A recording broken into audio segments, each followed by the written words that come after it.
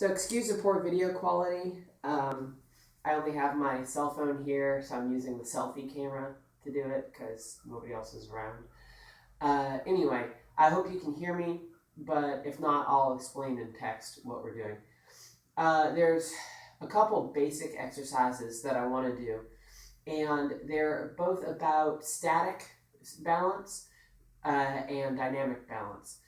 And so the first one is just a basic stand. This is similar to that 30-second stand that's in the Woofter requirements. The big deal here is that you want this leg bent and you want your hip bent too.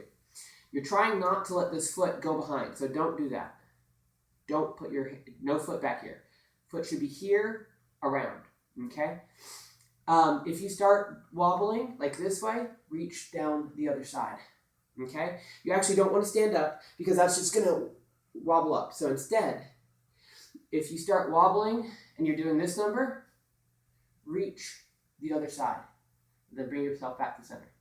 And you want to try to keep this foot straight ahead. Most of the balance that you're going to do, you're going to want to keep at least the plant foot straight ahead, okay? So you hold it 30 seconds, 1 minute, however long you can do. I'm not going to sit here and just do it because that would be an extremely boring video. So make sure you do it on both sides, always everything on both sides. And if you discover you have a weak side, do that one twice as long. And you will. Everybody has a weak side. Used to be my left, now it's my right. So if I start falling in this direction, reach out this way. If I start falling this way, correct this way. Okay? Don't stand up.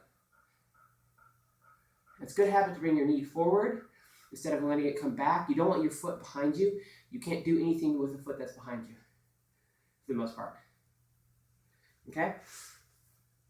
So, the second one is a clock balance. It's one of our warm-up exercises, but it's also good for building dynamic balance.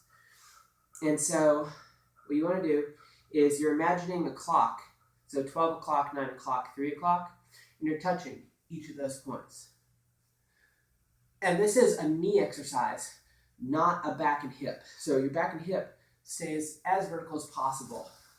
I mean, you're going to have to bend it, but it's primarily about this knee bend here.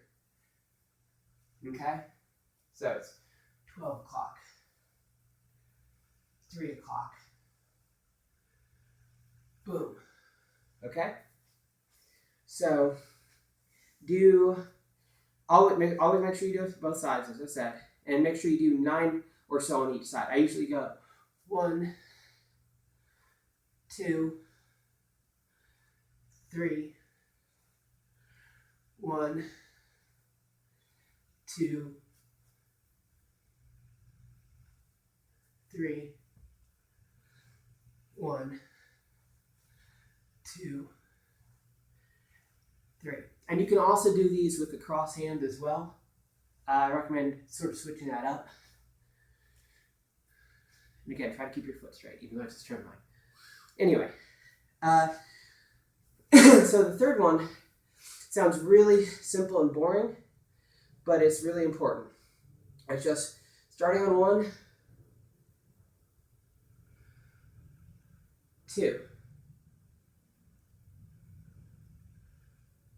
3, and you're feeling the weight shift. 4. And what you want to do is you want to have these basically underneath your shoulders. So you nose, knees, toes.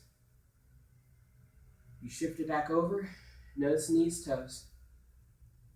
Shift it back over, nose, knees, toes. And slowly you can go wider. You can go wider. And you can go wider. And if this looks familiar, this is very similar to the skating motion, except that you're recognizing that you're having to shift your balance. Okay? So those are the 3 basics. The third one, as boring as it is, the third one's actually the most important because it's what prepares you for being able to have leg independence, where you can come here, put stops out, put out a plow, you can snap a hockey stop, all those things, or even it's just you're holding a wall and you need to put that out for just a second. Oh, now you need to do this here, right? So you have to have that leg independence. So you can even practice it like this.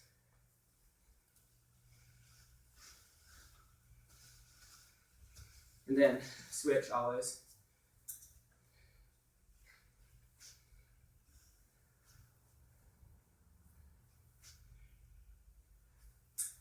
Okay?